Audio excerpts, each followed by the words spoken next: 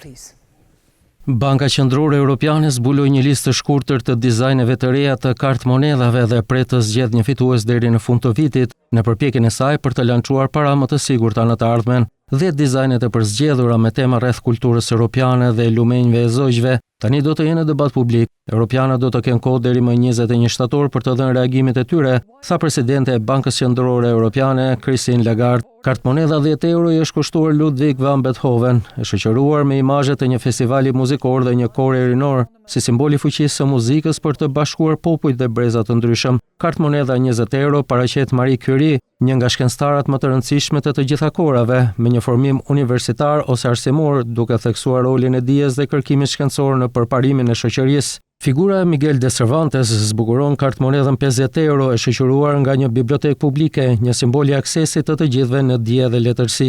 Kartmonedha 100 euro paraqet Leonardo da Vincin, figurë ikonike të rilindjes, në një sfond muzeu ku bashkëtojnë fëmijët dhe të rriturit, duke theksuar rëndësinë e trashëgimisë kulturore dhe të mësuar gjatë gjithë jetës. Së fundmi, kartmonedha 200 euro i bën homazh Berta von Suttner, shkrimtares dhe aktivistes fituese të çmimit Nobel për paqen, e cila është paraqitur përpara një sheshe publik, një vendi takimi, dialogu demokratik dhe kohezioni social. Tema dytë ndjek një logjik krejtësisht të ndryshme. Në vend të figurave historike, fokusi është te natyra dhe trashëgimia mjedisore e Europës. Kartmonedhat përshkruajnë rrugën e një lumje nga burimet e tij malore në det, të shoqëruara nga lloje karakteristike zojsh që jetojnë në ekosistemet e ndryshme të kontinentit. Në pjesën e pasme të secilës kartmonedh paraqiten institucionet më të rëndësishme siç janë Parlamenti Evropian, Komisioni Evropian, Banka Qendrore Europiane, Gjykata e Drejtësisë së Bashkimit Evropian, Këshilli dhe Gjykata Europiane e Auditorëve. Kartmonedhat e vjetra do të ruajnë vlerën e tyre dhe do të vazhdojnë të qarkullojnë së bashku me serinë e re.